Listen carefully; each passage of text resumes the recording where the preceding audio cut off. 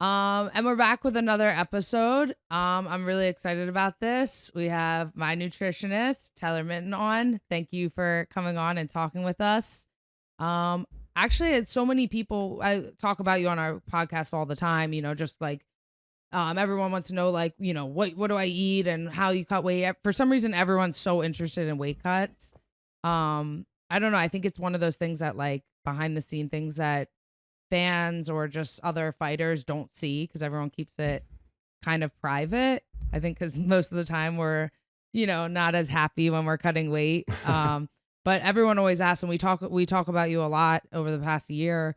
And we get a lot of people like ask us questions, and even just people that just train hobbyists or whatever, they're interested and they ask me questions, and some of them I think reach out to you and either start working with you or want to. And I think that's pretty cool that like other people besides like professional fighters are getting benefits.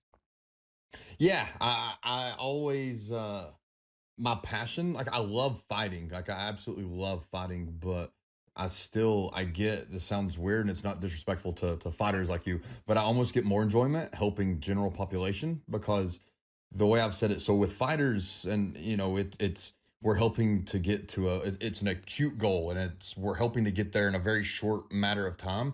And I have no idea whether or not it'll have any lasting lifelong effects. I don't know what the fighters will take from that. Hopefully, and I've had a few that continue to reach out after they've retired, but for the most part, that's your entire relationship with them. But if I can change the way, say, a mom views nutrition, I can change the way that she teaches her kid about nutrition, and then maybe they can teach that. So I literally, I really see it as general population. You can make generational changes. Yeah. How many like fighters have like you don't know how many fighters you've worked with, right? No, No. I can tell you as of just a few weeks ago, like currently, and this is all because I don't just do UFC Bellator. I do some amateurs and just other local level pros. Um, I stopped counting around 70 and knew that there was a few more that I just didn't have anything. So I have like over 70 fighters now, but I've worked with hundreds and a whole lot. I mean, I feel like that's like so amazing. And like for me, I've worked with like a few nutritionists before, but I pretty much did it on my own, and I would always make weight like on my own and fine. But I remember I would see some girl fighters that used you. So that was right away I was like, okay, I saw Gina Mesley, she cut down a weight class and she looked shredded, and she was like posting about, I follow her on Instagram. She was saying how much she enjoyed working with you and stuff. So I was like, oh, okay, cool. Like I said, I was already making weight on my own, but I'm always trying to like level up, and I'm like, why not do it better? Mhm. And when I saw other girls working with you, that was kind of my like interest, and then, like, okay. And I asked her, she had nothing but great things to say about you. So that's Yeah, when I reached out, and I think this will be like my fourth camp, I think, with you, fourth yeah. ish. Yeah. But I mean, it's crazy. Like I always think, I'm like, why doesn't every fighter work with you? Even if they don't cut a lot of weight, you're doing all the training. Like, why don't you do everything possible to take advantage of it? Because even if I just know how much better I feel when I follow Yeah. your plan. I'm like, why wouldn't you do this? Even if I moved up, a weight class, I would still use your plans. Yeah, it's such a weird thing because it's like fighters have no they don't hesitate to hire specialty coaches, which I get. I mean, you should. I'm a big believer in that. Sorry, I have, as we all do, I have cauliflower ear and there's no such thing as headphones for cauliflower ear, so I'm Yeah, gonna they keep pop adjusting out. this thing. He knows. Yeah, so it's one of those things like they have no problem hiring specialty coaches, and you should. In fact, I have a huge pet peeve of coaches who are specialty boxing coaches that also want to pretend to be a wrestling coach and vice versa, Right. and all of that. It drives me nuts. And with nutrition, they just hesitate to see that as something worth hiring. I think that's part of it. I definitely think that's a huge aspect. And I also think a huge aspect is they don't know who to trust because there's been so many come and go, and there's been so many. And I'll never say names or bash anyone who's been here before me or even in it and at the same time as me, but there's been so many and are so many kind of snake oil salesmen, especially in nutrition in general. So they don't know who to trust, and maybe they've talked to someone before and just it didn't work out. So they just think we're all that way. And that's, that's unfortunate. That's something the industry's done to itself. But it's just a weird thing. And a lot of it's cultural. So a lot of fighting culture has adopted from wrestling culture.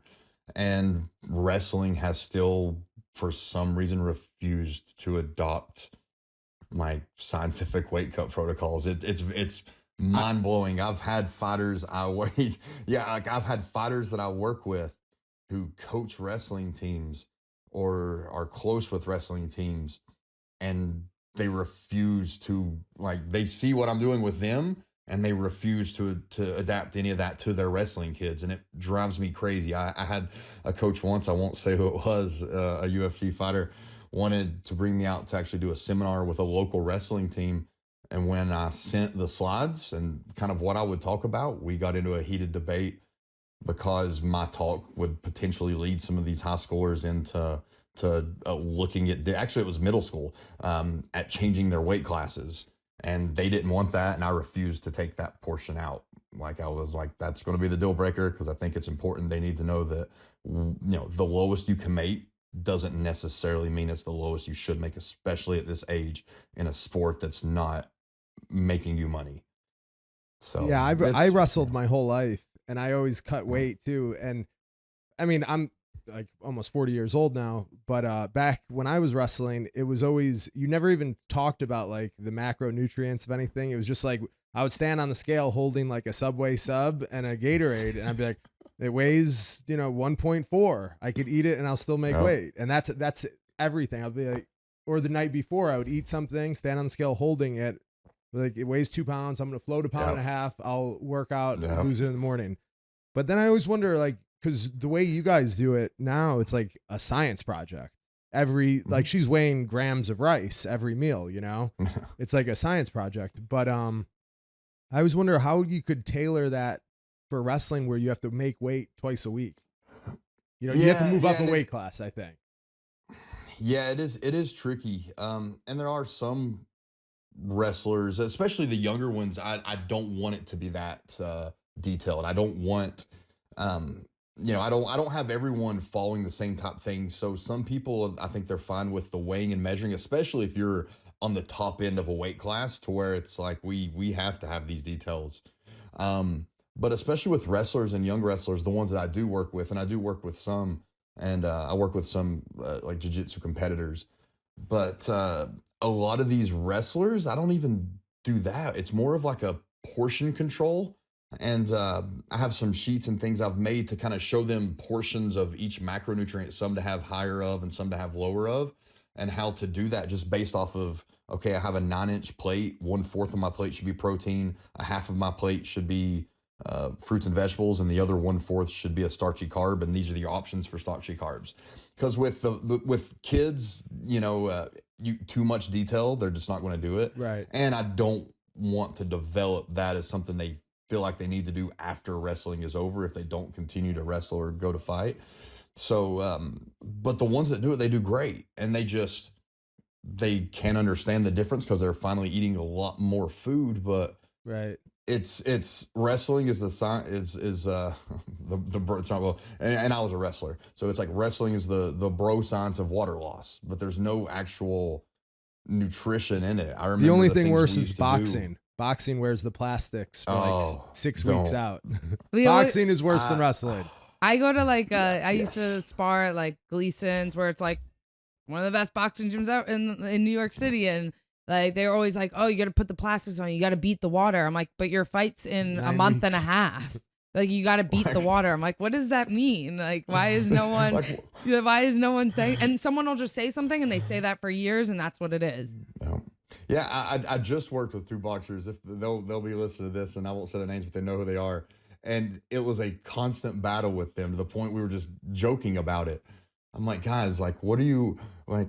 You hired me because you realized what you were doing wasn't the way. So now just listen. It was constant. I mean, fight week, these guys were they just wouldn't tell me about it. They would just do it and not tell me. And then, like I remember like a week before, I hadn't even cut this guy's carbs yet, and they were both following the diet spot on, doing very good. But I hadn't even cut his carbs yet, and he was just talking about how awful he felt and just how terrible he felt. And I'm like, man, you're really only you have like one hard training session a day. The other one's not really a hard training session.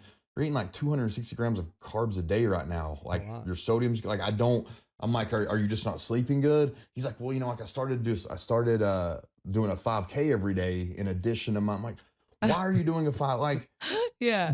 Don't you think if I thought we needed that, I would have specifically told you like, hey, we're going to run a 5K every day now.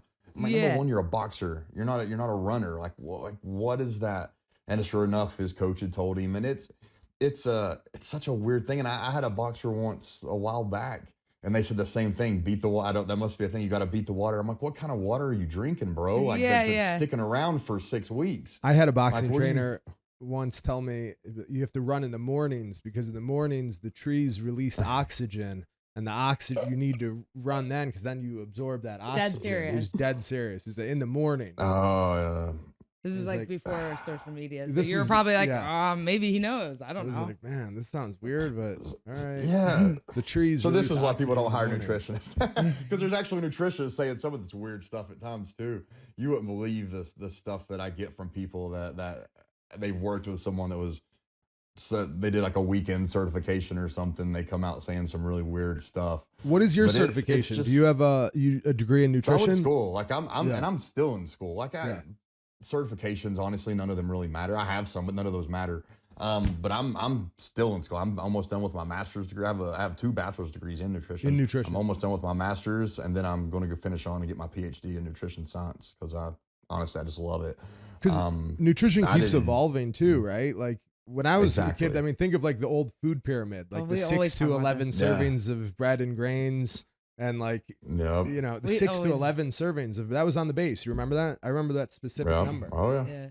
But then now there's so many like My Plate is what it's called now. They replaced the food guide pyramid got replaced several years ago with myplate.org. Does that better? It's just kind of actually it is a little bit better. It's really weird. You have to dig.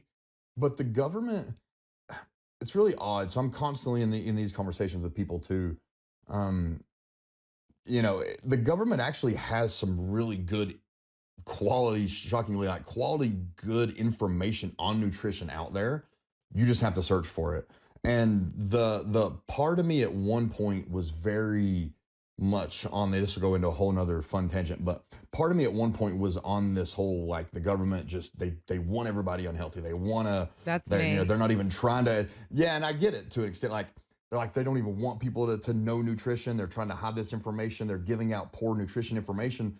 But the part of me now that works with people, I'm kind of like, are they, or do they just know that no matter what they say, people are still going to do what they want to do? Right. Because you do not have to go to school to know nutrition. You don't have to follow anything to know that you shouldn't be giving a toddler Mountain Dew in a bottle, but I still see it. Right. You know what I'm saying? Like there's so many things that people, at what point, I think you're probably like me too, just from conversation we've had. Like I also don't believe in government dependency on anything. And I'm like, I get it would be nice if the government would, or, if the schools would teach. I do think schools should teach nutrition.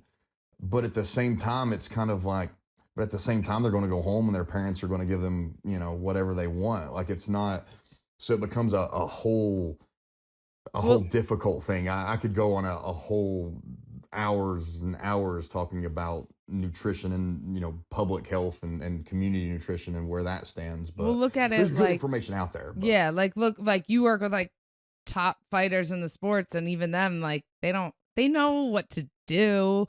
And like some of them just don't want to do it. You know what I mean? You tell them, you could tell them the answers, and then they know that they're not, what they're doing isn't right, but they just don't want to do it. And it's like, it's so crazy to be at like, I don't know. I always think, and same thing with training, nutrition. Like, I just think I'm like, oh my God, we're at the top of the sport. And like, you see people that are like doing so good, like whether they're champs or number 1, number 2, number 3, and you're like, oh my God. And then when you see them like train or diet, you're like, wait, what? Like, do you not have, sometimes I'm like, do you not have the internet? Like, I don't, or like even some of our friends, like they ask like, what do you do for, you guys eat so healthy and stuff. I'm like, not regular food. Really. We just eat, like when I'm not in camp, I'm not tracking anything. I'm like, sometimes I'll be like, oh wait, I didn't like now from working with you for so many times, I start to realize when I'm like not in camp, I'm like, okay, I have a few days and I'm like, okay, I got to up my protein. I really like don't like just focusing on that's kind of what I was Yeah. doing between camps, just being like, all right, I got to have like,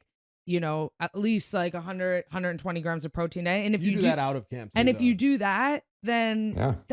that one thing, it doesn't have to be like, I don't have to follow the exact diet, but if I do that, then it's almost there, Yes, most people, honestly, if they could only track a little bit and they only want to track, most people, if they tracked protein and fiber, they could track nothing else and be okay.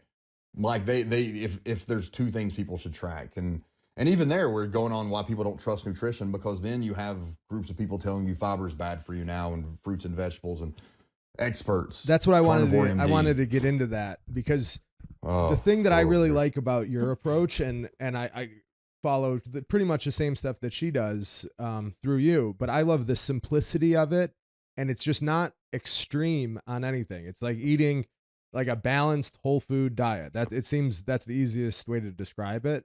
Yeah. And there's certain ratios if you're trying to lose weight, but in general, a Yes. balanced whole foods diet.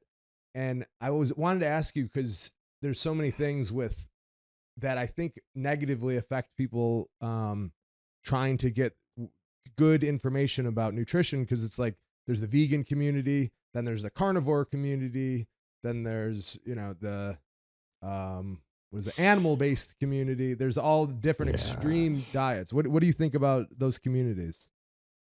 I think there's a lot of lonely people out there looking for a place to belong. It's like a club, and they find these weird clubs. I think it's a very so nutrition. This is another core belief of mine. I think nutrition, really fitness in general, has become a very I don't know how to say it, but almost like a very like privileged community of people, where it's like we want to belong to a special club that maybe you can't do and you can't do. And I'm like, listen, like as soon as you start eliminating food groups or eliminating really anything like that, you start becoming too extreme. So you're telling me like carnivore MD or whatever, I'm like, you're telling me the single mom on WIC is a horrible mom because she can't follow what you're saying because they just doesn't fall in line with what she's able to give her kid because she's using WIC and food stamps. I'm like, come, like that's not true, man. Like, it's just not. And I get the business side of me understands those idiots, like him and Liver King. The business side of me gets it, but I could never let the business side of me outrun the ethical side of me. And that's the problem with those guys. They have no ethics. They're saying know it. The importance of eating like raw organs. I never understood why they have to be raw, but eating all the raw organs and bone marrow, and they're like, and if you can't get that, then take this supplement. But of course you can't get pancreas, right? Yeah. Like, where are you getting that? Yeah.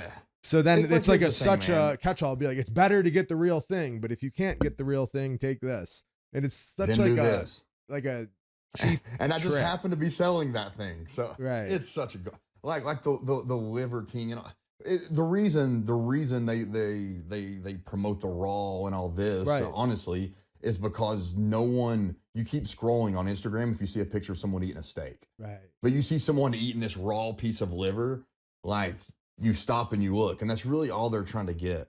I thought it was entertaining at first. So like I was like, this is funny and this, and then when I saw people, like when Liver King first kind of became a thing, I was early into that. I thought it was entertainment. Yeah, me too. He was like, I love this guy. I had him when he was like 8,000 followers. Like I used to follow him, and I'm like, this is hilarious, and I'm like, whoa, people are doing this, like believe this it. is, oh gosh, like people, come on. So then it's like, and I'm just trying to fight him. I don't know if you see my Q&A, I get asked like, if you could come out of retirement and find anyone, like who would you fight? I'm like, the Liver King, because he's so ancestral, and I can't think of anything more prehistoric and ancestral than a fist fight. And I know he's training jiu-jitsu now. Yeah. Is he though? Like, is he training jiu-jitsu? When is he training jiu-jitsu? No, of course not. Of course not. I said, all I want is like, I would fight the Liver King, and all I want is one thing. Like I want USADA to do a drug test. He don't get to do his own drug test. We'll do USADA. No, you don't need to do a drug test. You don't even need to. He's 5'3". No. But I said I would even allow testosterone, just assuming he's on TRT. I don't care. Yeah. Like I'll even allow. He's that, on everything you could possibly be on, right? Oh, he is. Yeah, oh, for sure. I'm sure he like leaves the growth camera and and gets everything else. a trenbolone drip, but it's just annoying because it's just it's so misleading, and it's just unethical. It really frustrates me, and there's some good things that all these groups say some good things, but that gets clouded by all the extreme things they say. And it's just their nutrition can change lives. And when you're using it just to make sales, that's when you cross that line and you start saying weird things like, I mean, the carnivore MD, number one, he has a PhD in psychology. Yeah, I Like saw it's that. not like, and that's fine. I'm not discrediting that, but it's like, guys, you realize the thing he's actually using his doctorate. He's actually Right. using Definitely, Yeah. psychology to definitely. get this across to you guys. Like there's no way there's this guy just sweaty looking dude walking around shirtless at your local Whole Foods yelling at people about their son's penises shrinking because of the plastic they're using. Like Yeah. do you even want that? Like, do you even want that guy giving you nutrition advice? Like I don't want him around my kids. Yeah. You know, it's just a weird. It's just weird, and it is frustrating because it's such an important thing, and it can change lives. Like nutrition can save lives, but people don't know where to turn, and these people are using that to their full advantage because fear sells. Right. Well, So you they're guys are in a scaring totally people to different. sell. You guys are in a totally different position. You're a nutritionist who's out to help people, and a coach basically that has helped people No, like succeed, no. and they're just business, which is totally Yes. fine, and They're I social- admire it. Hopefully, they're social making a media, lot of like, money. To me, they're like Yeah. influencers. They're just influencers. They're like it's very different. Yeah. they're like no different to me than like the girls that get like BBLs and they put they're like Squat the work. guy version of like the flat tummy tea. You Yeah, know what I yeah. mean? Oh yeah. That's like the guy version of it, you know? Good, Yeah, good I guess analogy. that's true. Yeah, and I just wish people understood that. Like they understood this as an entertainment thing. I saw like Liver King on spear hunting fish on a jet ski. Yeah, I saw Did that. you see that? I saw it. And he comes out of the water. He comes out of the water with an already dead fish Yeah. in his teeth that I'm pretty sure was a saltwater fish in a lake. Like, Yeah. like what? Like, come on, people. And there's all these people under it. Like, oh, you're an animal, bro. Like you're like. He gets a you're- lot of hate oh too, my though. goodness. He gets a lot of hate too. He does, and it's warranted. Yeah. But it's more, and then I look at it, I'm like, bro, like you're bringing your kids into this. Like, come on, Yeah. dude. It's, I don't know. I don't don't think his kids are that jacked. the though. bit. Like if they're really doing that, they're like kind of Yeah. regular to me. When I was Yeah. like that age, I was Yeah. shredded, and I was eating Yeah, Skittles. but it's like the business side of me gets it. It does, but man, there's so many. I mean, there's ethical ways to also be a really good. I have a business thing coming out. You'll see soon. I'm not talking about it yet, but I have a business thing coming out that the sole purpose is it's kind of like a Planet Fitness model with lifestyle changes because I love Planet Fitness. I know it's not like a popular thing for someone like me to say, but here's the thing with Planet Fitness. They have a very low economic barrier of entry. Mhm. Almost anyone can afford Planet Fitness. Then it's up to you whether or not you do anything with it. But that doesn't matter. The gyms that are costing 40 or 50, they also probably have 98% of the people that aren't doing anything with it. But now it's giving people a chance. Like you can change your life at a Planet Fitness if you want. The equipment's good. They cater I to mean, the it's all- masses. It's yeah, and Right. that's fine. The masses need this. Mhm. And I used to talk trash about them. I thought it was silly. But, as I get older and more cultured and honestly more educated on what people need when it comes to fitness isn't extremism. They need sustainability and consistency. I start to appreciate things like that. And I'm working on like a lifestyle thing for that, a website for people that That's really great. about anyone can afford to get on. And I'm going to be putting a ton of quality information. Like if you want your life changed, I've got the information and the protocols and the instructions on there to do it. That's up to you, but it's not going to cost you a lot. Yeah, that's great. And again, that comes from And it's my not like a ethics of drastic being raised a lifestyle poor change. country kid. It's not like a huge Yeah, change. Like no, eat you don't healthy need foods. those. You don't need to eat, raw liver. No. And I gosh, do think no, there we're- is like I do see like my whole TikTok is all like health and wellness, and a lot of it is like all girls lifestyle dieting, like all like healthy routines, all that stuff. And I know everyone's algorithm's different, but I do see a slight Mm, change of change where people are getting more into lifestyle change and more yeah, like sustainable, like lifelong healthy habits over like, a 10-week 20-pound loss challenge. Like everyone yes, know, like yeah, most people now know that that doesn't work. So they don't even waste their yeah, time doing it. Before, people would like waste their time doing that. Like, I have like all my friends are like girlfriends and stuff. They're like typical girls, not fighter girls. yeah, And, they do like, I'm going on vacation. I'm going to do like a 5-day juice cleanse. And now they are, at least, even if they're not dieting, they're like, all right, I'm not wasting my time doing that. They start to know. And yeah, even like I'm seeing some of my friends now that, just work out like that. They're starting to, have a protein shake every day. And they're like, yeah. oh, I need to eat more protein if I want to like get more tone. And I'm like, wow, it's super small, but you see more people talking about how to make lifestyle changes instead of just like a crash dieting. Yeah, it is getting more popular, and it's almost, I'll say too, like I have a bit of annoyance in the professional world too with it. There's two extremes going on right now, but in between there's a lot of really good. But you have, sometimes I'll say, like, you have these personal trainers saying all you need to do is eat less, run more.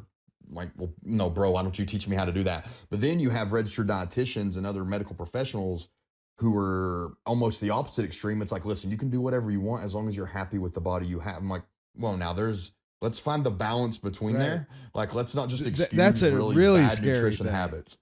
That they're Yes, promoting that's like huge right now too. obesity. I can't believe Yes, that. that is a huge thing right now too. Yeah. So it's like in between though, you're seeing a growing number of people. Um, it almost reflects the political world. I feel like Yeah, it does. as you get like extremism, there does become a growing number of people kind of centric that are like, I don't really agree with that. I don't really agree with that. So I'm gonna find my niche here in the middle, and I want to be that person. Like, I don't, I have vegans. I have. It's easier for me to work with a vegan, honestly, than a carnivore diet. I can't really do anything with someone on a carnivore Right. diet very easily. But One of my friends from the I'll gym, try to find a way to work with anyone. one of my friends from the gym just said she reached out to you, and she's a vegetarian. She said she reached out to you. Oh, Wendy. okay. I'm not gonna say her name. Yeah, Okay, yeah. did I just say because I didn't Oh, know who yeah. I didn't know if she listened or what. But yeah, that's awesome. Yeah, Yeah, yeah. she did. She did. Because I didn't. She She said she was vegetarian. I'm like, oh, he'll figure it out. Whatever it is, you can. Yeah. You know what I mean? Because that's what I love about like your plan is like, I can kind of. I end up kind of doing the same meals every day just because it's like when I'm Yeah. busy, it's easier. But there's so many options. I remember because he's seen me like diet for all my other fights and stuff. And I then- think you had a harder time making 135 before. I remember you like struggling, like eating like a tiny little piece. Of I think I chicken. just always was like, I remember when I first started your plan, I was like, all right, well, I know you know what you're doing. I'm going to do it to a certain point. I'm like, if I hit like this many weeks, then I'll like just, get kind of concerned. But I was like, Yeah. I told you how much I weigh. I was like, I got a lot of weight to lose. Like, this is a lot of food. But she follows it like Yeah. Yeah. Well, No, I can tell. no. I can tell. Yeah. You, no you know, one wavering. thing that helped me. One thing that helped me business wise with fighters was one of the craziest humans I've ever met in my entire life, Tim Elliott. So I was working with Tim Elliott, who I'm sure you all Yeah. know who he is, but who Tim Elliott is when he fights is who Tim Elliott is 24/7. He is just a fun. The dude just lives life to the fullest. He's so much fun, but he's so brutally honest. And I remember I was working with him, and he wanted me to write him out a plan. And my plans used to be super rigid. Like these were before I had a lot more of the education I have and have figured things out through trial and error. But it was very rigid. You only had a few options here and there. And he was like, make sure at breakfast you account for like I think it was like a pint of dark beer every day at breakfast. And I just kind of Oh, laughed. He goes, really? "I'm A pint of serious." beer? Yeah, he's like, I'm serious. Because Uh-huh. I drink a dark beer every morning. I'm like, Tim, I'm obviously not going to do that. Yeah. And he looked at me dead serious. He's like, well, listen, I'm going to do it whether you account for it or not. But I'm telling you that I'm going to do it. That's Why does he do that? with Why me does he do doing the this- one beer? Just the habit? Or? We'll get into that. But he was like, so I'm telling you I'm going to do it. If you don't account for that, I'm going to be over on calories and might miss weight. And that's your fault. He goes, because I'm just being honest with you and telling you it's going to happen. So account for it.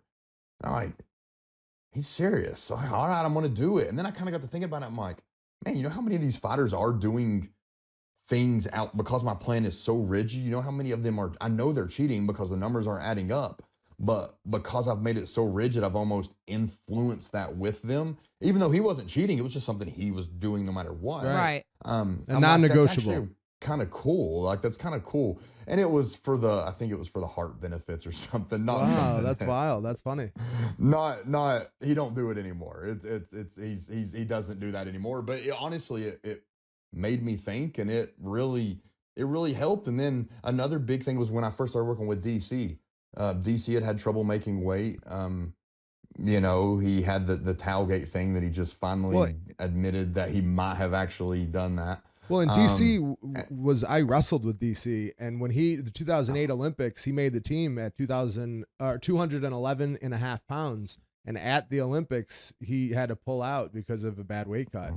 And that's 6.5 pounds heavier than he was a world champion, you know? Yeah. For the Olympics too. One way in. He hired, and then he hired me, and it was kind of like, okay, like, man, like, it was one of the things. He's like, man, I like food. Like, he does. You should. Like, you should. I mean, I like food. You know, he's like, yeah, but he's like, that's the thing about these weight cuts. And he was just honest with me. He's like, man, I have a hard time because I don't do good on eating like salads and this and that. And it's like, well, I'll be honest with you. I'm not going to have you do those things because I know if I have you do those things, you're going to order food once I go to bed. Like, you're going to, because your body needs it.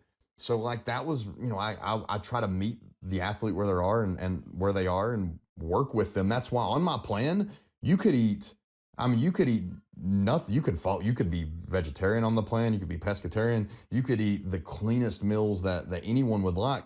Or you could go, I have a place for hamburger buns and like hot dogs and hot dog, because I'm like, listen, if someone's going to do it anyway, I would at least like to give them parameters to where they can do it. And they're still within the parameters of being able to reach their goal. And that's been huge for my because it's not just about success of my people. It's not just about making weight either. Like, it's about being able to perform and win after you make weight. Because making weight, like, you could starve yourself and, you know, spend like, you know, hours in the sauna and make weight. But to be able to perform and function and still be strong, because everyone's always we got to get rid of weight cutting. And this is a thing that people have criticized me on because I've said this a lot. I think weight cutting is great. And I think that people if you do it properly, like Caitlin, it becomes like a speed advantage or a strength advantage. Yes. Her advantage is that she could cut weight better than most people and be bigger than most people, put her weight all back on and feel good. And feel good without being bloated or anything else, and have a tremendous size and strength advantage. So if you can weaponize weight cutting, I think it's one of the best things you can do. I agree. And it's not, and honestly, they don't force you to cut weight. You don't have to cut weight.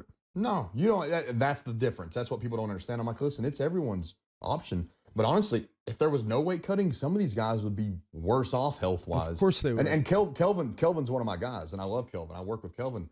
But I used to use this example, and I still will. I'm like, if there wasn't weight cutting, like, who would have wanted to watch like Kelvin Gastelum and Johnny Hendricks at their natural weights without any reason to cut weight and watch them go fight? I'm like, my first three. You just have to do it properly. If you just suck out water. And Kelvin does now. Right. Yeah. My first 3 UFC fights, they didn't have 125. So I moved up to 35. And I remember being like, I'm worried my cardio is not going to be as good because I don't have to do the extra cardio to like make weight. Yeah. And I was like, I could get away with like eating whatever I want until the last 2-3 weeks. And I was like, and I purposely was like, I got to get on my nutrition. Cause I was like, I don't have that where I have to. And I was like nervous about that, but DC at heavyweight, DC would still, I would move in with DC at heavyweight. I was going to ask, you still worked with him even when he went up just for performance. And then even though he didn't need to, he would even do, you know, and he's retired, I can say this. And then we would rehydrate, but even then he would still do like a small weight cut. I knew that.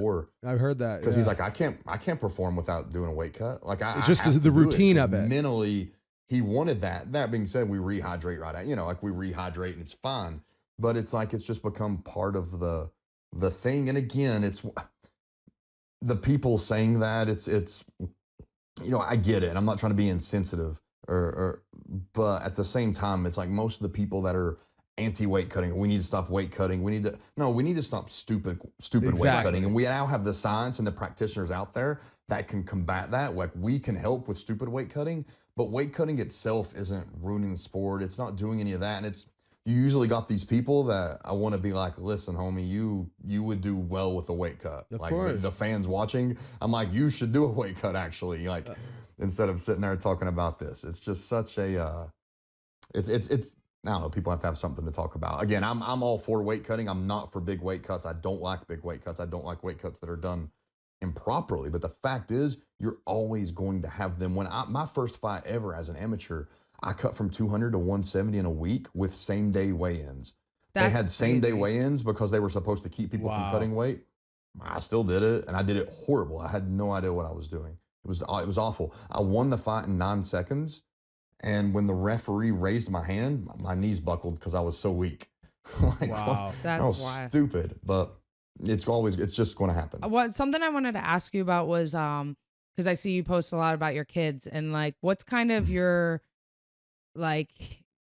style or your plan to like introduce nutrition to them? Because obviously, like, we always talk about that, like, when we have kids, how are we going to do that? Because like, we are around, a lot of our friends have kids and we see them, and I'm like, I'm trying not to be like the person that doesn't have kids that's criticizing, but I'm like, oh my God, I've never seen like any of our friends' kids eat protein. Like, all they do is just eat like candy and ice cream all day. Granted, I'm sure it's like with gatherings and stuff at parties, that's probably different maybe, but Yeah. what's like your approach? It's interesting. So that's something I'm real proud of me and my wife on. For instance, both of my boys, we had like a joint birthday party yesterday because my oldest turns 5 in a couple weeks, and my youngest turned 2 a couple weeks ago. So we just did a joint birthday party. And like yesterday, we had birthday cake, and it was my 5-year-old. He's 5. He'll be 5 in a couple weeks. And we were passing raw cake. liver, Like, a raw liver cake. Was it do made of what? raw liver? Was the cake made of? It was a Publix chocolate vanilla buttercream icing cake, Nice. real cake. Good. And he was like, I don't want any. And like, everyone's like looking at him, and then but then they're almost like trying to make him. I'm like, well, if he don't want it, he don't want it. As soon as he wants it, he can have some. And yesterday, it was Sunday. And then later that night, he was like, hey, can I have some cake now? We're like, yeah, sure. He wanted it. And honestly, like, we gave him like a piece and he ate like 2 bites. I was like, I'm done. And it's because that's regular with him. He's, number one, he knows nutrition. Like, I can't turn this around. You could see, like, I have a picture on my wall that he drew at age about 4.5 of the digestive system with like unreal detail. Wow. He understands, like, he can explain like the digestion process and what happens with food. And I've always just really like educated him with what food does. He can tell you that protein is for muscle. Very simplified. I can tell you that protein's for muscles, carbs are for energy. A lot of adults can't do that. Hormones and warmth. Yeah. He's very like, so I've educated him with it, and he sees how we eat. So we eat a lot of deer meat. His favorite food is deer meat. Like, he would rather eat deer meat than anything. And even then, my youngest does not like deer meat. But every time I have deer meat, I put a little bit on his plate, knowing he's not going to eat it, but I just keep exposing him to it over and over. And that's how we've been, honestly, from the beginning. Is number one, they've only had the options that we have. So like they're not going, it's not there. So those things aren't there. But then when they are presented to them, we don't make it a forbidden food, and we don't celebrate it. If you think about it, one of the weirdest things parents do.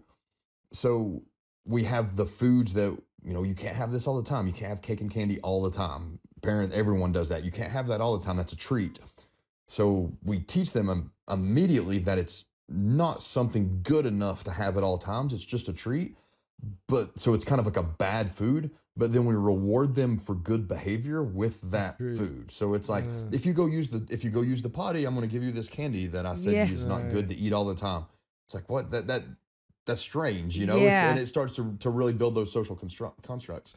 And we've always had, outside of alcohol, if it's in the house, the kids can have it. Mhm. So if me and my wife, like, if we want something, if we want candy or something, if we have it, the kids can have it. Right. They just know it's not always there for us. It's not always there for them. And then when it is, if they go to a birthday party, that's why, like, cake doesn't have this, like, it's not a treat. It's not some crazy award to them. They just know that, oh, cool, it's there. If I want it, great. If I don't, fine. It'll be at the next birthday party.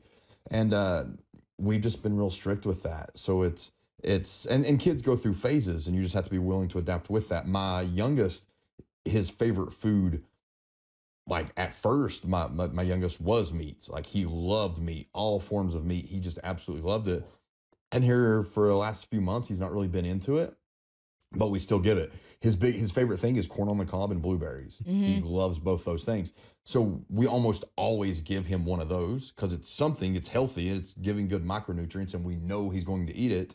And kids' bodies are super efficient with pulling what it needs out of things, like much more efficient than ours. But then I just keep giving him the meat, knowing he's probably not going to do it, but he keeps seeing it. It's just something there.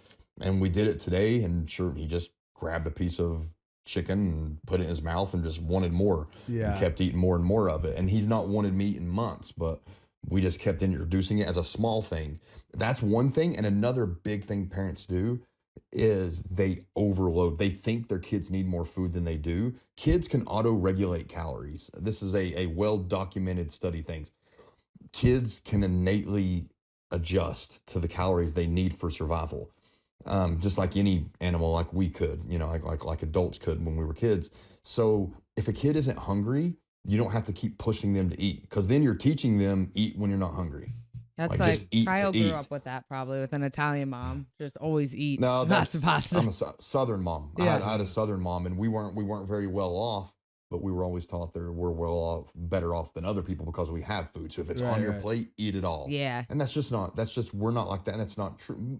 It comes from a good place. Yeah. I don't mean it that way, but it teaches to eat even when you're full. So if our kids say they're full, we might be like, hey, can you take one more bite of protein? I'm like, yeah, boom, boom, done. We won't bring it back up. It's no big deal, because they're generally just full. And we want them to understand that when you are full, You don't that's what you should listen to. Yeah. And but then we also don't let them just graze all day. They know that they have breakfast. This is just a normal thing. They have breakfast, lunch, a snack after nap time, dinner, and a snack before bed. So they do know that if they don't finish everything at lunch or dinner, then they're not going to be able to get it an hour later, but they do know that another meal is coming up, and then they can get it then. And if you watch, if they eat less at lunch, they'll want more at snack. And we do let them tell us if they want more. Like, even my 2-year-old, before he could talk, he had like the sign language to say more. Yeah. And we would give him more food. So it's literally just listening to your kid. Like, so much of it is monkey see, monkey do. Yeah. If you're living a healthy lifestyle, I promise your kid will want to. And number 2, listen to them. If they say they're hungry, they're hungry. If they say they're full, they're full. Like, kids are almost like perfect little creatures. And them, you know, we put them, we reflect our issues on them. We give them eating issues. We give them binge eating disorder, and then body dysmorphia. And then kids are wild. They want to run like crazy. And then we put them in school and put them at a desk and make them sit all day with bad posture. And we ruin kids. So it's literally just kind of, I'm not saying letting kids do what they want, but when it comes to that stuff, they know more than we do, because we've become unintuitive, and kids are very intuitive with their nutrition. Awesome. I'm just gonna do a couple. I know you got to get out of here, but just a quick. You're fine. I can go a little bit longer now. Are you fine. sure? I went ahead and told. Okay. Yep. A couple questions we got. I'm sure you could probably go into lots of details for some of these, but so okay. First one is muscle building and retention tips for people over 40. Honestly, it's the same, but more important. The biggest thing I'll go back on if I could do anything different as a high schooler and even a middle schooler, is when I was younger, I would have focused on putting as much muscle mass on as possible. because when you're older in life, the people who have the most muscle mass have the best metabolism, and they don't have to they don't have to work so hard anymore. The older you get, it's very hard to add muscle mass. It becomes extremely hard to add it on. Uh, Yeah. but there are Just don't know how to reply. but there are things you can do to put on muscle mass as you get older. No, I don't know if it's his Are we good? No, we couldn't hear anything you were saying. But we have your but recording, so we have we're your good. Recording. We have your Alright. recording, so Okay. we're good. It's hard. It's okay. I'll just keep talking then. No, No, it's good no. because we have your recording on it. So yeah, Okay. yeah, clapping. Yeah, Okay, so when for muscle retention and stuff over 40, you just have to be so in tune with you need to be working out, like you need to be doing resistance training. It's not the time to what a lot of people do is they think they need to change, and that's not necessarily true. You might just have to have lower expectations, but you need to be resistance training and you need to be prioritizing protein even more than when you were younger. Because as we age, our body doesn't absorb protein as well. So we need to be throwing it more protein. More. And that's the biggest things that we stop doing when we get older. They even know now that our natural metabolisms don't really start slowing down till our 60s. Oh, It's wow. much later than what we thought. What happens is we slow down. Our non-exercise activity thermogenesis goes way down. We become a lot more sedentary, and we start to just do stupid things to our body that messes up our metabolism. We sleep poorly. We blow out our adrenals with caffeine all the time. We just do a lot of dumb stuff, and it messes us up. But if left alone, the metabolism will be great till your 60s. But resistance train, same thing I would tell anyone: resistance train, eat a high protein diet. You just need to focus a little bit more on the protein. yeah. All right. Are light activities like walking and yoga okay on a rest day, or is it better to just totally rest? Rest. Yeah. You need to have at least one rest day. If you're doing something, it's not a rest day. Like it's I told someone the other day, I'm Christian, so I love to use Christian analogies to mess with other Christians that make really weird choices. Mhm. I'm like, even God rests. Like even God chose a day to rest. Like Yeah. like I think he was telling us something. But it really is true. Like you need a full day of rest. You should be walking just in general, but like if you have to like go out and do like some special walk, then it's not a rest. It's doing something. And honestly, I find people that have that mentality, especially if they're not an athlete, like they have a little bit of an unhealthy relationship, and then you kind of Mhm. step back and pull that back. Like you need to rest, and if the problem is you don't want to rest because you know you're going to eat really rough and you're going to be consuming too much, then maybe look at that. But if you're eating the way you should, like you're not going to gain weight in a day, and even so, you shouldn't be weighing every day to know anyway. So Right. yes, take a full day's rest. Yeah, that's kind of what I do. Like when I'm in camp and I have my one rest day, some people are like, "Oh, you want to come over? Like, you want to go to the city and do this?" I'm like, "You want me to go to New York City and walk around all day?" I'm like, "No, that defeats the whole purpose." I'm like, That's more exhausting. that'll get me more tired than a day full of training, Yeah. because day full of training, you're kind of chilling in between sessions. I'm like, no, when I'm in camp, like my rest day has to be like not doing anything at all. You have to aggressively. I tell people you have to aggressively rest. Yeah. Like it needs Intense to be relaxation. attacked. You need to approach it as hard as you would the workouts. Yeah. Anything for a checklist for fight week if traveling? Anything like you recommend for fighters to take to fight week? I mean, there's probably a million things, but I mean, if you don't have someone to help you with your food, it's good to take a cooler full of food. I've Mhm. told people like take it, freeze it, get in there. Like all hotels have a refrigerator. This is a neat little trick that I don't think I can get in trouble for saying publicly. But if they try to charge you for a refrigerator, or they say we don't have a refrigerator, just tell them about how you're diabetic and you need to keep your medicine cold. And you didn't see anything on the hotel website about charging more for diabetics. And they'll be like, all right, fine, whatever. They get You'll scared. get a refrigerator quick. Yeah. But I'll tell people like, it might suck, but take your own food, pack it if you have to. I like, that's honestly food. The main thing is food. Yeah. If we can find anything else, you can find a sauna suit. I always think you should have a sauna suit. I always think you should have if that's your option. I always think you should have a thermometer to measure the water temperature, That because one, you I wouldn't feel like believe how many everyone people forgets that fight week. I feel they like do. people are running around in the hotel like, does anyone have a thermometer? That's like the biggest thing. I had a guy tell me I was working with Yusuf Salal in the UFC a couple of weeks ago, and one of his teammates was surprised that the water temperature I had it on was like 103, 104. They thought He was like, man, like my coach has always told me like 110 to start. I'm like, well, like that's probably glad How why. do you coaching even our get it friend. that high? Hot tubs only go to 105. Some of I them. know, and that's exactly what I said. I'm like, like there's a legal reason hot tubs can't break that. Like, Yeah. like bro, that's bad. Like you will hurt yourself. You greatly increase, like you're at heat stroke risk at 107. It's like, bro, like that's a serious thing. And you It's can't like, we stay need as that. long either. It's about staying for the reason people prefer the bath over a sauna is because you could stay such a long time. Exactly. But at 110, we want to stay. I think exactly. We I want to stay as comfortable as long as we can. Right. I think I don't Time. prefer the bath because I think like early on in my career I had like one of those like probably a 110 type of situation where it burned so like I was like, no, they're like, you gotta stay in. I'm like, no, my skin is burning. Like it hurts my skin. I'm like, it's not that I can't stay Yeah, that's in. I'm not not good. being a baby about like the weight cut. I'm like, my No. skin burns. So I think that kind of Yeah. like one bad experience. I'm like, I don't love the bath. But Yeah, and you'll get PTSD. I mean, you really yeah. will. Like you'll get. That's why I was one of the ones really. I'll never get credit for it, but I used to kind of like work hand in hand a little bit with Sweet Sweat. They would just send me product and stuff, and I've actually saw the email the other day and I saved it just in case. But I was like, you guys need to have an unscented Sweet Sweat because so many I hate the fighters smell. like get anxiety when they smell that. Yeah. Like when they smell, so they started doing an unscented, then a coconut one. And that literally is because you get anxiety from that smell. The people who used to cut with like True. that green alcohol, as soon as you would smell that green alcohol, yeah. like it gives me anxiety if I'm even working a weight cut. And some Yeah. of these people might get that out of here. Like we don't need that.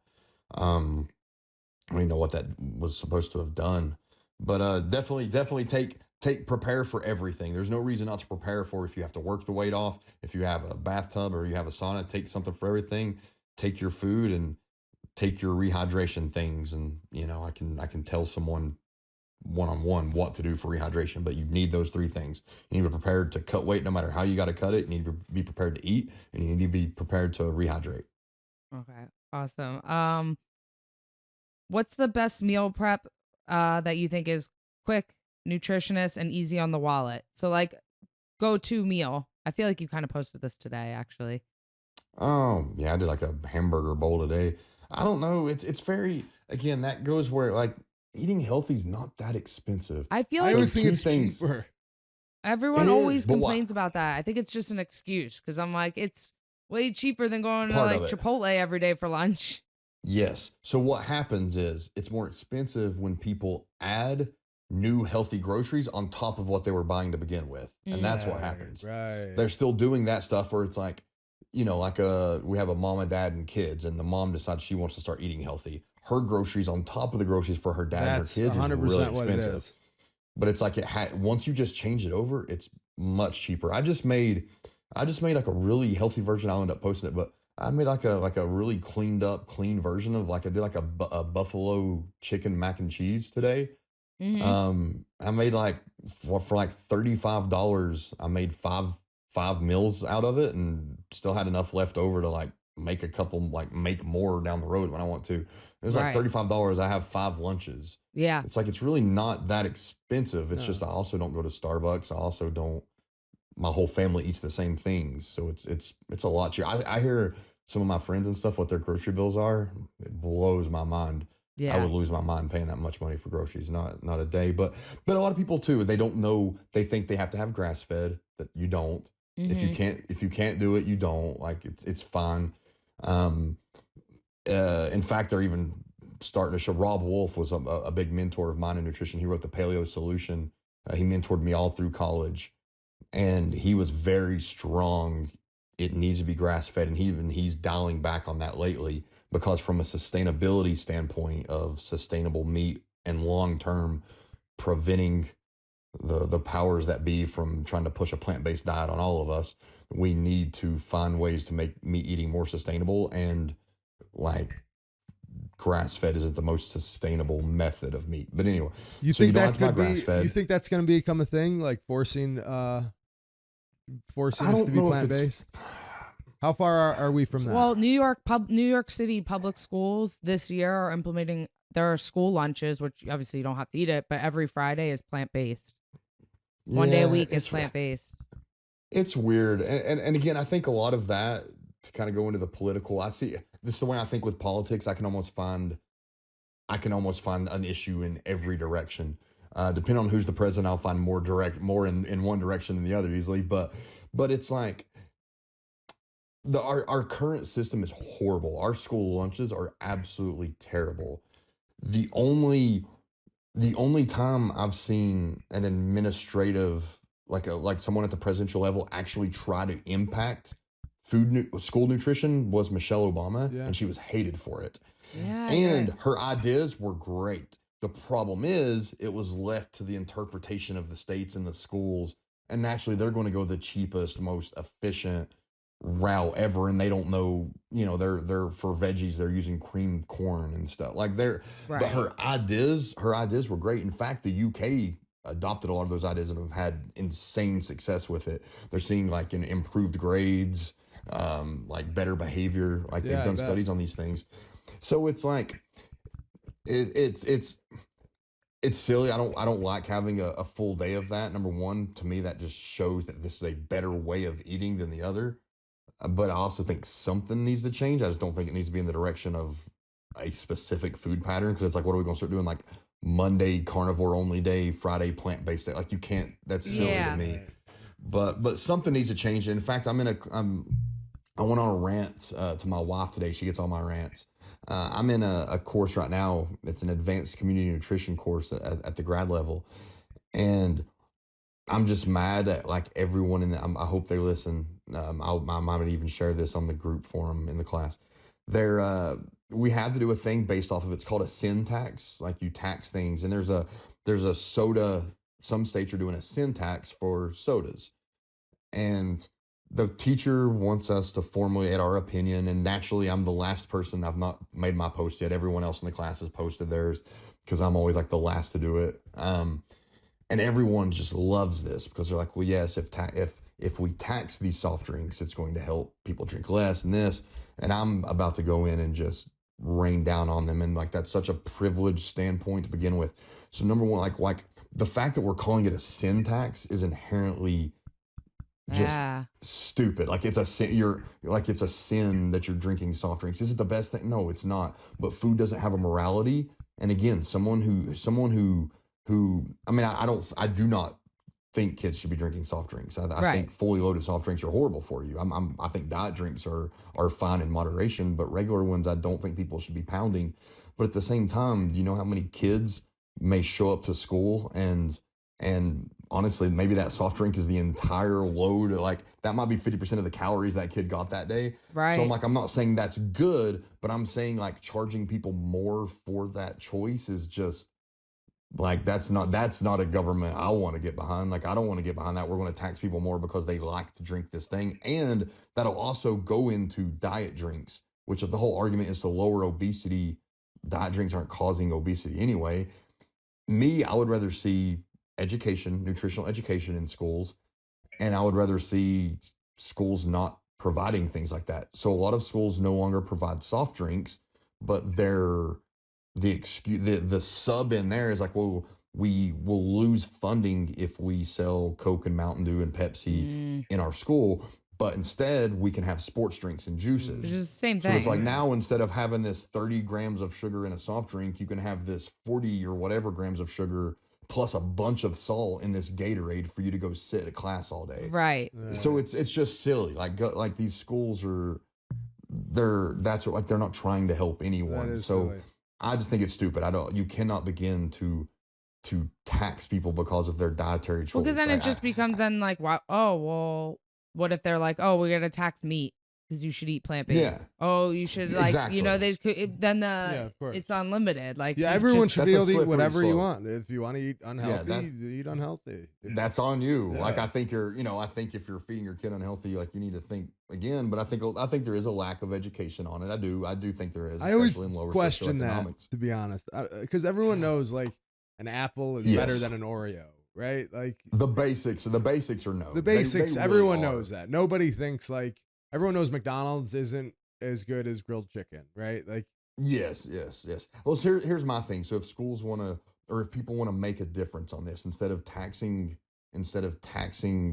soft drinks, how about we subsidize and make cheaper fruits and vegetables? How about like the government does something to make fruits and vegetables cheaper?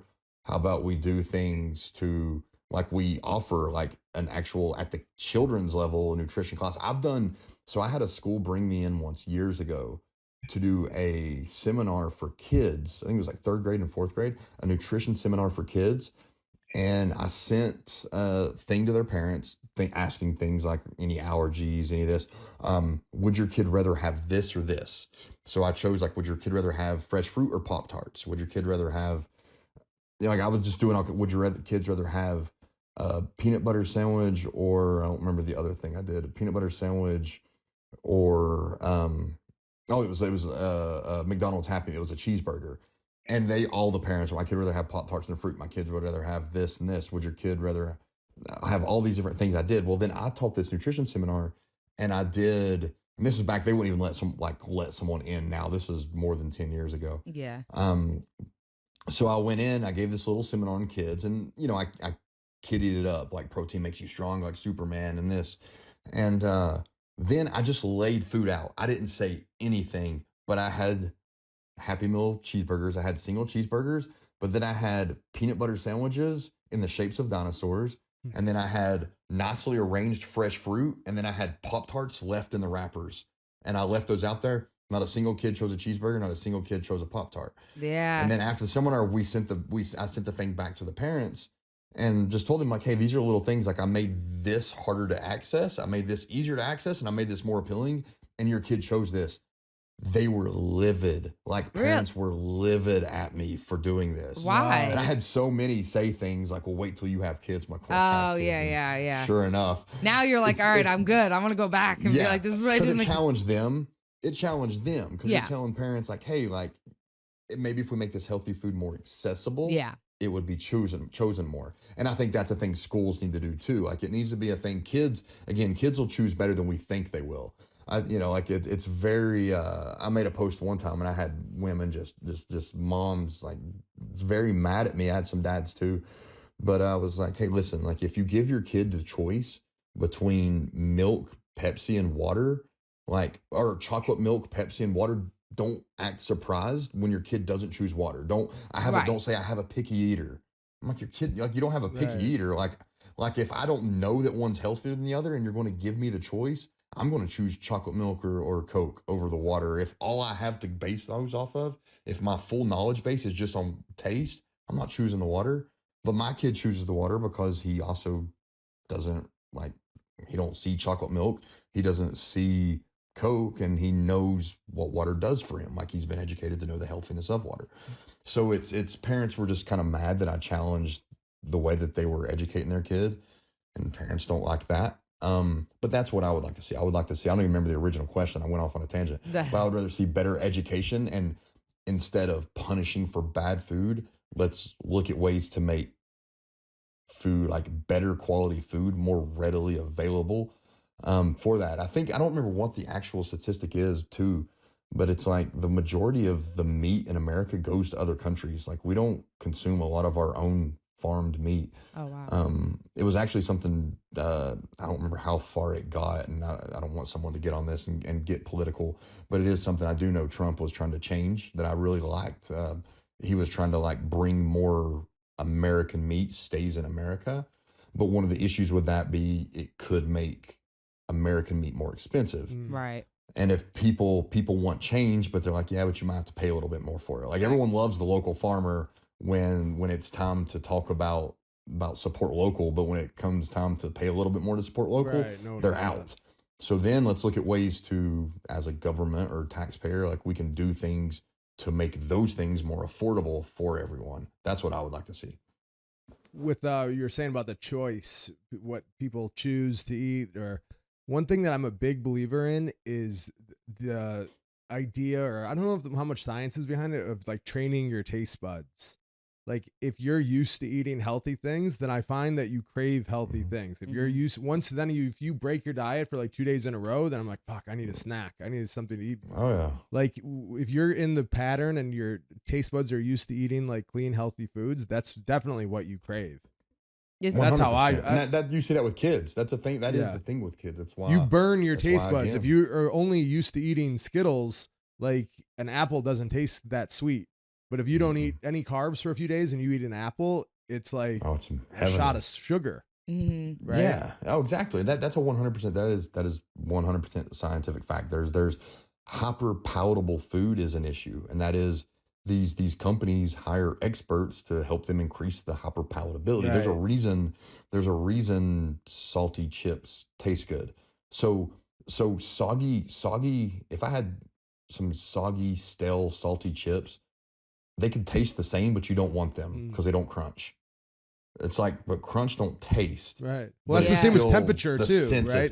It's still sensory. Yes. Like if you get a plate of like pancakes at a restaurant, like the first few bites are really good, but once those cool off, they're like mushy, gross. But warmth doesn't have a taste. That's so odd to me. And all this is sensory. All of it is sensory, and that is a fact. Like the taste, smell, taste, everything. They say you eat with your eyes first. I mean, that was part of my trick with the kids, is I made the healthier things much more appealing, so they're willing to try them, and like, oh wow, those actually taste good, because they didn't convince themselves it wouldn't be as good. But that's 100, and that goes back to the kids. That's why we constantly will give our kids something, even if we know he's not going to eat it. Like maybe he'll just like lick it by accident for a few weeks, type of thing. and just like or like slowly become like play with it. He might play with it, but he's like slowly becoming, like his senses are slowly starting to adopt this new food. And then when he realizes and kids are built with like an innate sense of safety too. So I can't remember what it's called, but kids are less likely to eat food if it's touching. Yeah. And it comes from like an evolutionary standpoint of when things are touching, we can't separate them from safe and unsafe. And that becomes hard too, because parents, this is one thing I touched on earlier, is they often give their kids too much food. But like separate, like put little bits out and separate them, and let your kids play with it. Like let your kids play with food. That gets discouraged too much, because your kids are like, they're feeling it, they're touching it, they're having fun with food and developing relationships, and they're like using all the senses. Like they'll smell it. My kid will smell food sometimes and never eat it, but I know he's developing a relationship with it, and eventually, hopefully, he eats it. And if he does, we don't make it a big deal, because just, we don't want him to know that that's a big deal. But same thing, like you can sensitize yourself and desensitize yourself to foods. That's like I always like, as I got older, I feel like my palate's expanded. I used to be like a picky eater, and I didn't like a lot of vegetables. And even now, I remember it was like last year, I used to say, I don't like tomatoes. I don't like tomatoes. He's like, you like them. I'm like, no, I don't. If they're chopped up, if it's like a tomato sauce, it's good. If it's chopped up really small, I like it. But something about like the texture of like tomatoes, I don't like. And then we were at somewhere during the summer in Jersey when they were like really good tomatoes. He's like, try this. I'm like, that's way too big. And he's like, just try it. You'll like it. And I was like, oh, I like that. And I was like, okay, well, I like tomatoes, but only if they're really good ones. Yeah. Things change. The only food I can't eat is olives. I can't. I love olives. Cannot do olives. I can't. My wife loves olives. They say that in every good relationship, someone hates and loves olives. That's the thing. That's ours. I told him that when I used to bartend, and that was always like something like a fun fact that everyone knew. They're like, we'd always joke around when there'd be like a date, and they come up and they're like, can we get two martinis with olives? And they were both like, oh, we love olives. And we're always like, it'll never last. One person has to like them and one person has to hate them. But it's always fun. I always hesitate to ask people that when they're like married, because I'm like, oh, what if they're both like, we both hate them or we both love them? But yeah. Yeah. My wife is my best friend. Like I like, she is I feel like we have like a model relationship. But I've always wondered, I've always thought that was just because we work at it, but it could just be because she loves olives. It's for tell her, be like, I found out why we're so good for each other. Do you find that you have to work at it? What do you mean by that? Do what? You work at it? No, we're just constantly. yeah. So I always this is a whole separate conversation. But actually, it was our 1 year wedding anniversary last week, and I congratulations. commented. I made this post, and this is true. So you always hear like marriage is hard work, like it's hard work, and I'm like, honestly, it's We talk about that all the it's time. not hard work. We It's talk not about that hard all the work time. because the quote, if you love what you do, you'll never work a day in your life. Marriage is the exact same way. Like, dude, like I do, like it is. It might be. I think marriage is harder for her than it is me because I'm harder to deal with than she is. Right. But man, it is that that's a whole separate conversation. But it's like, dude, I think marriage is easy. We 'Cause I talk have about that someone all the to- time because people always say we- we say compromise is key. You have to compromise. We're like, Yeah. we never compromise. Yeah. We only do No. this. We agree on all the same stuff.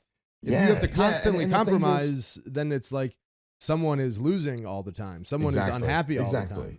I think compromise and is even bad. then, I feel like like a happy couple, like you can disagree on something, but then you can like disagree with something a little bit, but you have to come to an agreement on it. Yeah. It's like and then if you do, it's like I don't even like with her especially, like I don't really want to win an argument, or like if we were to argue, and we literally like when we argue it's something silly and it's So quick and stupid. over because and then we laugh about it. Yeah. But it's like to me, in the past, like with exes and stuff, it's like I'm winning that freaking argument. Right, I'm not right. because You're like, I don't she's so care. wrong, and I'm not gonna let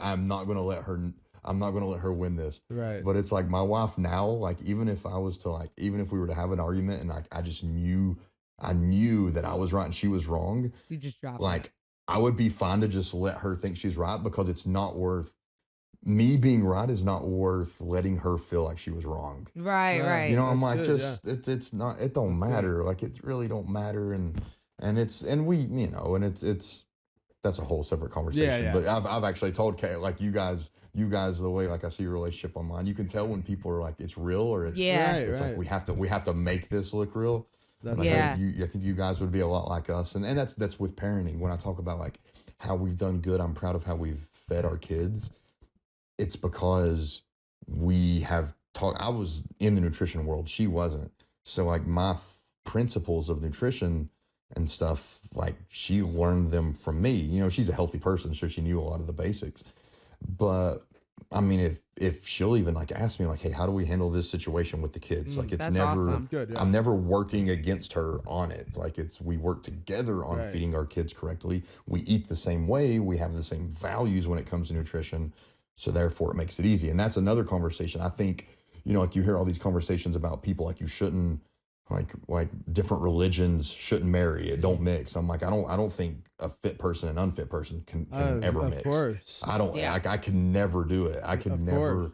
like it would never work out because if you're not healthy, then if you don't value your own health, you're not going to value the health of my kids. And me and you Right. are constantly Right. going to be arguing about that. And it's Yeah, like that's her good. and That's I- probably her and I more just like mirror just on as that. important as a religion to some people. You know what I mean? Like, Oh, 'cause it that's is how, a religion, to kind me, of. that's like how you live Oh, your life yeah. and how you value yourself. Right. Not just your other people, but yourself is like how you take care of yourself. Like if you're vegan, all your beliefs are vegan. Like that's a religion, Yeah. right? I thought you were Yeah, gonna say if oh, I for was sure. vegan, you couldn't No, be like with a me. vegan and a carnivore. Those are two different Yes. religions, Yeah. right? Yeah, no, that's true. One of when I met her, so my 5-year-old, he's not mine biologically, but the kid's very much my kid. Uh-huh. He scarily, like it's scary how much he's like me. But he was 1.5 when I first met him, but her and I had been seeing each other for almost half a year before she ever even let me meet him.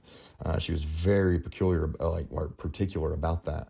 But it's like there were even things like I was watching that she didn't even realize. Like I wanted to know like how she approached Yeah. like activities with him That's and smart. like what she valued. Like was she going to put this kid in front of a TV all the time, or was she like active with him? And it mattered to me that she was fit. Like our first real date, we went hiking. Yeah. And it's like little things like that mattered. I was course. looking there. I thought she was hot, but I mean that's Yeah. a small thing. That in the grand scheme that don't matter. But to me, like her the way she approached health and fitness and the way that she believed in that like mattered a ton to me. because it showed that, again, if she values her own health, if I ever have kids with this woman, and we have now, like, she's also going to value the health of my kid, and she's going to value my health.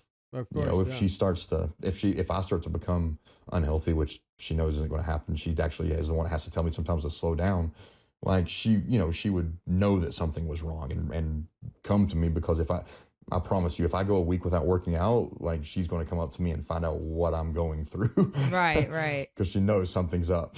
Yeah, no, those things are definitely important. And even like we said, like, kind of circling, even just like nutrition is important. Whether it doesn't have to be super extreme, but like I see people all the time, they're like, oh, I'm really trying to do good, but like my husband just eats like this all the time and it's so hard. And I'm like, damn, That's like tough. I couldn't, I get it. Cause like maybe he shouldn't have to, but I was like, damn, if you could see one person's trying and you're not doing it, like that's tough. I mean, he sees me like cutting weight, but like, I mean, we eat generally healthy, even if I'm not, but even like when I'm cutting weight, like he's kind of like, you kind of like doing it with me a little bit. I mean, I get to eat a little healthier than, but we always are pretty much. Yeah. Like I always don't I've think seen we're like healthy. you'll make a homemade pizza. But we love we love nutrition though. The only other guest that we've done Skype on is do you know Dr. James DiNicolantonio? Are you familiar with his page at all? He's another one of those the salt guy. He's got like 750,000 followers. He's big too, but he's pretty much reasonable with the same type of things that you talk about, like eating whole foods and stuff. But his like obsession with salt is wild. I asked him, I don't know how familiar you are with him, but I asked him something about testosterone, and I was like, how much do you think that like benefits? How much? And he was like, well, not as much as a salt solution before competition. I was like, wait a minute, what? He's like, well, if you have this much salt and raise your blood volume with the salt, he's like, it's much more effective than testosterone. I was like, no, I don't think that's true. And he was like, it's absolutely. He's like, and I could show you studies, but that can't be true, right? Yeah, him and I don't agree on everything. We've gone back and forth on some issues on Instagram, in DMs, because it's ultimately, I do agree with him. I love that he has talked about the importance of salt. I do think salt has been demonized, and I think that it should not be. I think it has been wrongfully demonized. I do think personally, I don't think it's wise to just throw a blanket statement out there and everyone needs more salt. There are actually some people who don't absorb it, and they deal very well with it. But he is talking to the masses. So I do have that issue, and I don't like his sugar kills, because it's like, and I would say this to us. I've actually told him this. It's like you'll see one post and he'll say sugar kills, and then the next post a week later will say something about sugar in moderation. I'm like, well, no, which one is it? Yeah, that's what blanket statements for anything. I disagree with the sugar kills. Right. Like he always says, like you shouldn't eat any food that didn't exist like before 1950 or something. Like that makes a lot of sense to me. It does, but at the same time, chemotherapy didn't exist either, and it saved a lot of lives. Yeah. I know it's not food, but I don't like that argument. I don't like super processed foods, though, is kind of the point. Yeah, I get his point. And even with the super processed, your issue there is they're high calorie, hyper palatable. So it's like this super tasty thing. I get it. They've been engineered for you to eat a lot. Right. I get that. But again, I'm just not a fan of blanket statements and stuff. He's not saying anything that I think it's a little extreme at times, but it's not.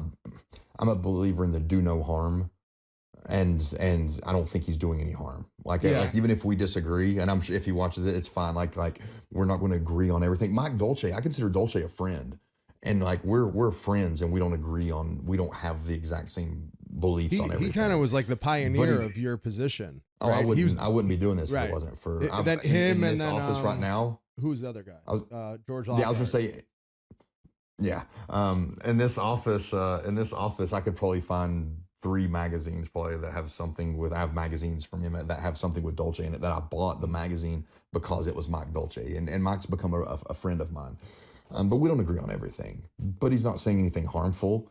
I think Mike Dolce came into the sport at a time when people knew nothing about weight cutting, 100%. And he was the first guy to say, "Listen, you can eat carbs." You can have bread. Like, yes, he was absolutely a pioneer in nutrition. And again, like I consider him a friend, but I would say, I mean, he knows that he follows me. We follow each other on Instagram, and we have interactions. We talk pretty regularly. We don't agree on every little thing, but our passion for improving weight cutting parallels our passion for improving lives. Especially, I don't know if you've noticed, but since he had kids, he's moved a lot more to the how to feed your family and stuff too, which I have too. Like it's we start to appreciate those things, and I love that. So it's I don't have to agree with everyone as long as it's funny, they all have these like good. real nutrition guys like rap beefs. Yeah. Like everybody Yeah. has their own thing. It's ridiculous. It's crazy to me. As long as there's people out there that I do think are spreading dangerous information, and I don't like it. But if they're not, even if I don't agree with them, it's no big deal. Like let's you know again, if they're helping people, I don't care if they're helping them the same way I am. At least they're helping people. They're not hurting people. And Dr. James is one of those. Like I don't think he's saying things that are dangerous or this. He uses words a little bit differently than I would when it comes to things. He's not on like the Liver King spectrum. No, no, Liver King's dangerous. I want to punch him in the face. Yeah. But so people, I mean, I've talked about this before, but if anyone's listening, like obviously you work with lots of people that aren't professional fighters. Yeah, we'll put all your information. So we can put all your information, but like, so that's like the main thing I always say, like when I talk to people, I'm like, oh my God, it's so great. It's so good. Because like, I know that like the stuff that I've learned from like working with you over the past year, that's in between each fight, it slowly starts creeping into more and more of that.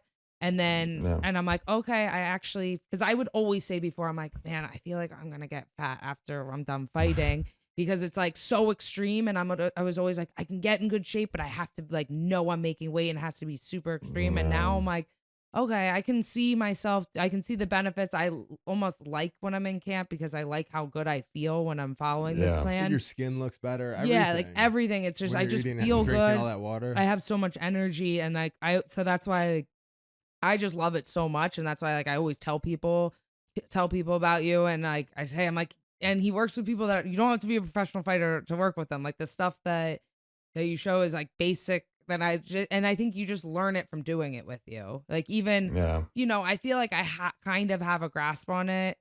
So maybe where I could kind of like do a camp on my own, but I just kind of like everything works so good that I just like having if it ain't broke, don't fix it. Yeah, I like having the confidence to be like, hey, I'm freaking out this week. And then you're just like, okay, I'm not ever. You know what I mean? Like as the last 2 weeks, maybe I'm like, I'm freaking out. I didn't drop weight. And you're just like, all right, just keep doing it. You're fine. I'm like, all right, yeah, it always works out. Yeah, I have a few fighters that I think my biggest benefit to them is just telling them to chill. Yeah. Like, just relax. You're fine. I promise. Like, and that's important. I think that's understated how important that is, having someone to bounce that off of. I've had some people flat out just tell me, they're like, yeah, I knew that. I just really needed to hear that from you. Yeah. And that's, that's fine. Yeah, and but we really appreciate everything you do. We really appreciate I everything appreciate you do. it. I appreciate it. I love it. Like fighters, it's stressful. Like it's stressful to me because I care about weight cutting, and it is, you can ask my wife, you can tell when I have a weight cut that I'm working because I'm anxious. Yeah. Like it makes me anxious. There's time, during the fight island, it was awful because I would have to stay up for the Abu Dhabi time. And I'm managing all these, and it's like I'm passionate about it, but I really am. Like I'm equally passionate about general population, just because again, it makes you can make insanely huge changes. And my Instagram, you wouldn't believe how many people have reached out to me. It's probably 10 or more people at this point that have lost over 100 pounds. Like just following me on Instagram and have never once even asked me a question. They just one day show up on my Instagram DM and tell me, hey, I follow you on Instagram and I've done what you're saying and this is what's happened. And that's super cool. That's what I was going to say is like for, anyone not fighting, they can use you, or even just following your Instagram. Like you're asking me anything. Like I love them. They're so good. And like, you can learn so much information just from following you. So we'll obviously like plug all your information and stuff so people can find you. But and like I said, I have a new thing coming out too. That's going to be honestly, I'll just say what it is. I'm building an online members only community, and it's going to be a members only community people jump on, and it's literally just a community of people looking to improve their lifestyle. I'm going to have all kinds of nutrition protocols, workouts, everything on there. Like it's literally going to be a community for people with a low financial barrier of entry. But I'm putting a lot of information on this. Like That's great. it can That's change lives. awesome. We'll definitely plug it I'm as gonna be it building that. comes out and Yeah. everything. That's awesome. Yeah. So I'm Um, excited for that because again, it'll help me to reach more people too. And honestly, that genuinely is what I want to do. I'm not, like I said, I'm not the snake salesman. I'm like, my ethics go like that. Like I genuinely want to help as many people as possible with this, and I think that's the easiest way to do it. yeah, that's awesome. But yeah, thanks for coming on. Obviously, I'm like 9 weeks out now, so we'll be in touch very very much Yeah. so. But Getting yeah, closer. thanks for coming on, and we'll plug all your stuff and show everyone where they can Appreciate reach it. out to you and stuff. Thanks, Tyler. Awesome. I appreciate it. All right. Glad to be on. Thank you.